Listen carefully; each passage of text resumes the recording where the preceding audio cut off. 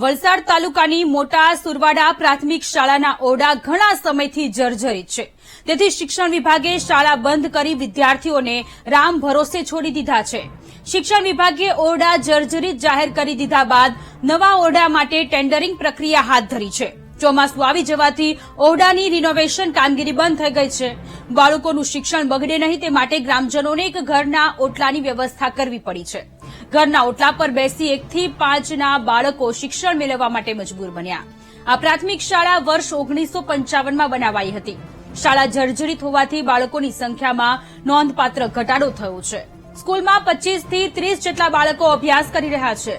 શિક્ષણ વિભાગે જવાબદારીથી હાથ ખંખેરી લેતા ગ્રામજનોએ ઓરડાની વ્યવસ્થા કરવી પડી છે.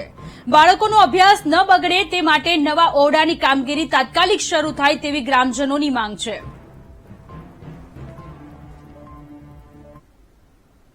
એ અમારું ઘરેણું છે, અમારું મંદિર છે. આજે અમારા ગ્રામજનોએ એ વ્યવસ્થા તો કરી જ આપી છે, પણ અમે એવી ખાતરી આપીએ છીએ કે અમારી નવી શાળા અમને મળે જ અને સરકારશ્રી અને શિક્ષણ તંત્રના ઉપર ધ્યાન આપે. કારણ કે આજે બાળકો છે, આ ભર ચોમાસાની અંદર તમે જુઓ તો એ લોકો અત્યારે આવી પરિસ્થિતિની અંદર એ લોકો અહીંયા ભણી રહ્યા છે. તો આ તો ગ્રામજનોના લીધે આટલું બન્યું છે. પણ શું શિક્ષણ તંત્ર એટલું જાગૃત થયું છે કે આ લોકોને ફોન કરીને પૂછવામાં આવે છે કે તમને એવી વ્યવસ્થા મળે છે? શું જે શાળામાં ભણે છે તે જ રીતે છોકરું અહીંયા ઓટલા ઉપર બેસીને એ મૂલ્યવાન શિક્ષણ મેળવી શકશે? આજે અમારી માંગ છે કે વહેલામાં વહેલી તકે, કે ઘણી જગ્યાઓ પર 3 વર્ષ, 5 વર્ષ, 7 વર્ષ સુધી સ્કૂલો બનતી નથી. શિક્ષકો અને બાળકો કંટાળે છે, વાલીઓ હેરાન થાય છે. એને થાય છે કે મારું છોકરું મૂલ્યવાન શિક્ષણ કેવી રીતે પ્રાપ્ત કરશે? આજે બીજા ગ્રામજનો પણ ઉપસ્થિત છે.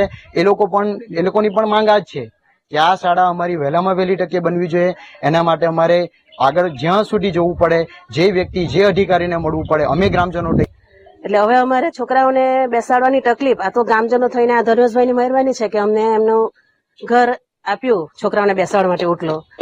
એટલે અમને અમારી એટલી માંગ છે કે અમારી સ્કૂલ જલ્દી બની જાય ને અમારા છોકરાઓને સારું ભણતર મળે. બીજું કે જો અમારા છોકરાઓને કોઈ જગ્યા નહીં મળે તો અમારા છોકરાઓને અમારા ગામથી 4 કિલોમીટર દૂર ભણવા માટે મોકલાવવું પડે. એ અમને નથી મંજૂર.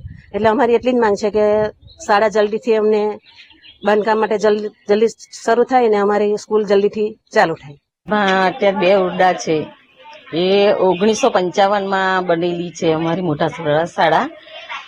એ છે ને નવા બાંધકામ માટે આપેલી છે. અત્યારે જંજરટ ઓરડા માટે એ TRP આવી ગયા અને તે લોકો કીધું કે એસએમસીની મીટિંગ બોલાવીને તમે બીજી વૈકલ્પિક વ્યવસ્થા બાળકોને માટે કરો.